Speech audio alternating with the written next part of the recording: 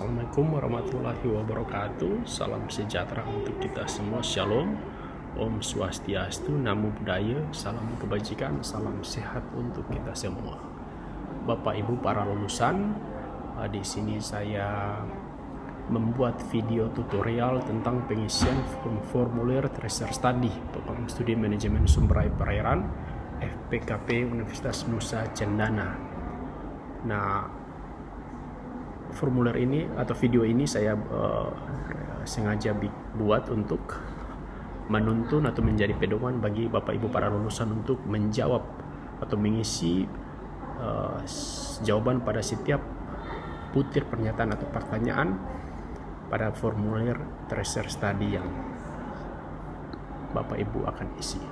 Pada lembaran pertama formulir tracer study, di mana Anda sebelum menjawab setiap butir pernyataan atau pertanyaan yang tertera dalam formulir, Bapak Ibu para lulusan diminta untuk membaca sedikit gambaran tentang tracer study ini.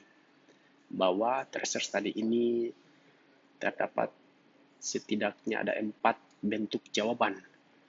Yang pertama jawaban singkat, bentuk yang kedua pilihan ganda, bentuk yang ketiga kotak centang, dan bentuk yang keempat adalah paragraf. Dan 4 pilihan jawaban ini dia tersebar secara acak pada 6 bagian atau 6 poin yang akan Bapak Ibu jawab. Yang pertama, poin atau bagian tentang identitas. Yang kedua, poin atau bagian tentang kegiatan pendidikan dan pengalaman belajar. Yang ketiga, masa tunggu lulusan. Yang keempat, pekerjaan. Yang kelima, pekerjaan dan kompetensi. Dan yang keenam adalah bagian atau poin tentang kritik dan saran. Dan sebelum menjawab juga saya ingatkan bahwa di dalam formulir ini ada daftar pertanyaan atau pernyataan yang wajib diisi dan ada yang tidak wajib diisi. Yang wajib diisi akan diberikan tanda bintang merah di samping pernyataan atau pertanyaan. Tanda bahwa pernyataan atau pertanyaan itu harus atau wajib diisi. Kurang lebih seperti itu, dan kita sudah masuk pada lembaran atau bagian tentang identitas lulusan. Nah, Bapak Ibu diminta, ini saya sudah kasih contoh pengisian identitas lulusan, nama, jenis kelamin, tempat lahir, dan seterusnya sampai di bagian terakhir. Kemudian ketika sudah mengisi, Bapak Ibu diminta untuk mengklik tombol berikutnya. Kita masuk ke bagian atau poin yang kedua, kegiatan pendidikan dan pengalaman belajar. Nah, sebelum Bapak Ibu mengisi setiap butir pernyataan atau pertanyaan dalam bagian ini, Bapak Ibu diminta untuk membaca petunjuk dari bagian ini, bahwa dalam atau setiap butir atau pernyataan dalam bagian kegiatan pendidikan pengalaman belajar ini ada keterangan angka yang mewakili kualifikasi dari sangat baik, baik, sampai pada kualifikasi tidak baik.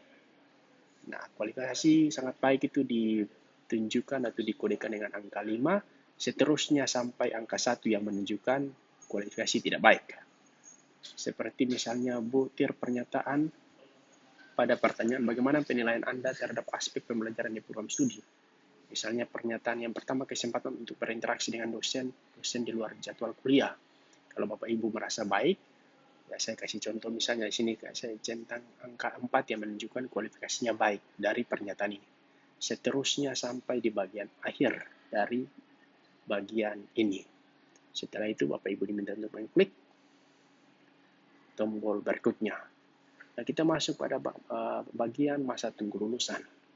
Di sini pernyataan atau pertanyaan yang tertera membutuhkan jawaban multiple choice, di mana Bapak Ibu diminta untuk memberi satu dari sekian pilihan yang tersedia. Saya kira ini bentuk jawaban yang tidak lazim lagi untuk Bapak Ibu. Dan di bagian akhir ada pernyataan atau pertanyaan yang membutuhkan jawaban singkat, seperti yang saya sudah berikan contoh. Kemudian ketika sudah melengkapi, Bapak Ibu diminta untuk mengklik tombol berikutnya. Nah, pada bagian pekerjaan ini saya kira tidak ada hal yang baru, semuanya membutuhkan jawaban dari multiple choice atau pilihan ganda dan jawaban singkat. Setelah dilengkapi, pada bagian pernyataan atau pertanyaan terakhir itu ada bagian yang membutuhkan jawaban centang. Nah, Bapak Ibu bisa menjawab lebih dari satu pilihan yang disediakan. Setelah itu, Bapak Ibu diminta untuk mengklik tombol berikutnya untuk melengkapi bagian seterusnya, di mana bagian ini adalah pekerjaan dan kompetensi hubungan antara studi dengan pekerjaan Bapak Ibu. Nah, ini sebelum menjawab, Bapak Ibu diminta untuk membaca petunjuk, kemudian keterangan sebagaimana yang telah Bapak Ibu lakukan pada bagian-bagian sebelumnya. Setelah melengkapi jawaban yang sudah disediakan, Bapak Ibu mengklik tombol berikutnya dan sampai pada bagian akhir kritik dan saran.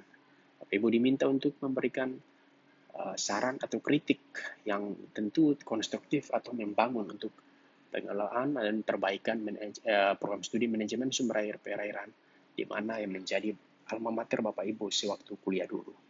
Kurang lebih seperti itu.